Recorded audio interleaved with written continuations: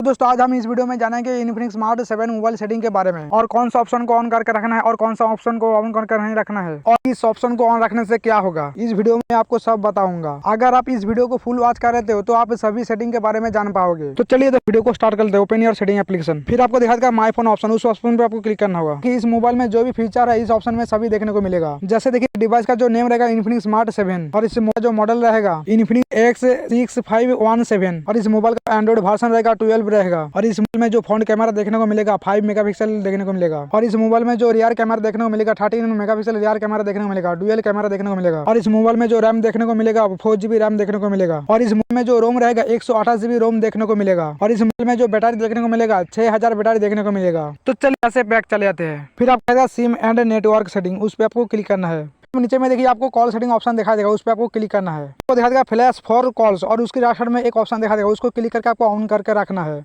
फिर आपको नीचे में एक ऑप्शन दिखा देगा ऑटो कॉल रिकॉर्डिंग और उसके राइट साइड में एक ऑप्शन दिखा देगा, उसको क्लिक करके ऑन कर देना है। अगर आप इस ऑप्शन को ऑन करके रखते हो तो क्या होगा, किसी के साथ फोन में बात कर रहे हो तो उसी टाइम पे आपका फोन में जो बातें हो रहा है वो कॉल रिकॉर्डिंग हो जाएगा, ऑटोमेटिकली आपका कॉल रिकॉर्डिंग हो जाएगा। फिर आपको देगा साउंड एंड वाइब्रेशन, उस पर आपको क्लिक करना होगा। फिर आपको देगा सिम 1 रिंगटोन और उसके नीचे में आपको देगा सिम 2 रिंगटोन। तो इस ऑप्शन में क्या होगा, अगर आपके फोन में 2 सिम है और आप चाहते हो अलग अलग सिम पे अलग अलग रिंगटोन सेट करना चाहते हो तो इस ऑप्शन पे क्लिक करके आपको सेट करना होगा। कैसे करना देखिए, उस ऑप्शन पे आपको क्लिक करना होगा। फिर आपको ऑप्शन दिखाई देगा, उसमें कोई भी एक ऑप्शन पे क्लिक करके आप रिंगटोन सेट कर पाओगे। फिर आपका वाइब्रेट फॉर कॉल्स, उस ऑप्शन पे आपको क्लिक कर लेना है। आपको यहाँ पे 3 ऑप्शन देखने को मिलेगा, नेवर वाइब्रेट, ऑलवेज वाइब्रेट और vibrate fast when ring gradually. तो नेवर वाइब्रेशन ऑप्शन पे क्या होगा, जब भी आप फोन में इनकमिंग कॉल आएगा तो आपका फोन में वाइब्रेशन नहीं होगा। और ऑलवेज वाइब्रेट ऑप्शन पे क्या होगा, फोन में इनकमिंग कॉल आएगा तो आपको एक वाइब्रेशन सुनाई देगा। Vibrate fast when ring gradually इस ऑप्शन पे क्या होगा, तो इस ऑप्शन में क्या होगा, जब भी आपके फोन में इनकमिंग कॉल आएगा फास्ट आपको वाइब्रेट सुनाई देगा, फिर आपको रिंगटोन सुनाई देगा।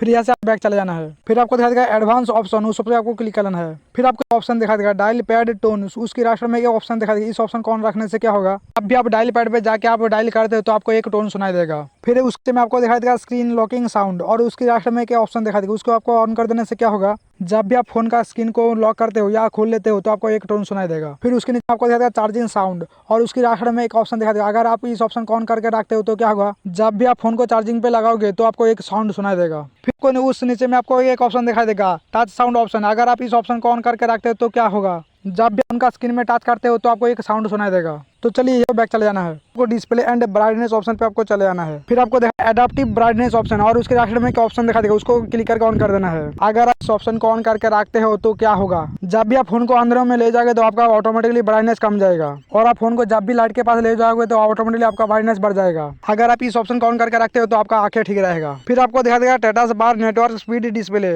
और फिर उसकी राइट साइड में एक ऑप्शन दिखा देगा, उसको क्लिक करके ऑन कर देना है। अगर आप इस ऑप्शन को ऑन करके रखते हो तो क्या होगा, इस ऑप्शन को ऑन रखने से क्या होगा, जब भी आप इंटरनेट करोगे तो आपका इंटरनेट का स्पीड कितना है तो आपको दिखाई देगा। फिर आपको सेटिंग का फर्स्ट मेनू पे बैक चले आना है। फिर आपको दिखाई देगा कॉलर आईडी डिस्प्ले, उस ऑप्शन पर आपको क्लिक करना है। फिर यहाँ पे आपको 2 ऑप्शन देखने को मिलेगा, पॉप अप विंडो और फुल स्क्रीन। तो पॉप अप विंडो ऑप्शन पे क्या होगा, जब भी आपका इनकमिंग कॉल आएगा तो आपको रिसीव और कार्ड बटन इस तरह से देखने को मिलेगा, ऊपर में आपको देखने को मिलेगा। और फिर फुल स्क्रीन ऑप्शन पे क्या होगा, जब भी आपका इनकमिंग कॉल आएगा तो आपको नीचे में दिखा देगा कार्ड बटन और रिसीव बटन देखने को मिलेगा। आपको जिस ऑप्शन को अच्छा लगता है उस पर क्लिक करके रखना है। तो चलिए यहाँ से बैक चले जाते हैं सेटिंग का फर्स्ट मेनू पे। फिर आपको दिखा देगा एडवांस सेटिंग, उस पर आपको क्लिक करना है। फिर आपको फर्स्ट वाला ऑप्शन पे दिखा देगा आंसर कॉल्स यूजिंग फिंगरप्रिंट और उसकी राइट साइड में एक ऑप्शन दिखा देगा, उसको क्लिक करके ऑन कर देना है। अगर आप इस ऑप्शन को ऑन करके रखते हो तो क्या होगा, जब भी आपके फोन में इनकमिंग कॉल आएगा अगर आप उस टाइम पे फिंगरप्रिंट को फिंगर से टच करते हो तो आपका फोन रिसीव हो जाएगा, इनकमिंग कॉल रिसीव हो जाएगा। फिर उसके नीचे में आपको दिखा देगा रिकॉर्ड कॉल्स यूजिंग फिंगरप्रिंट और फिर उसकी राइट साइड में एक ऑप्शन दिखा देगा, उसको क्लिक करके ऑन करके रखना है। तो इस ऑप्शन को ऑन रखने से क्या होगा, मान लो कि आप किसी के साथ आप फोन में बातें कर रहे हो और अगर आप उस टाइम पे कॉल को रिकॉर्ड करके रखना चाहते हो तो उस टाइम पे आपको फिंगरप्रिंट पे टच करके आपको सारे कॉल रिकॉर्डिंग कर पाओगे। फिर उसके नीचे में आपको दिखा देगा पावर बटन इंड्स कॉल,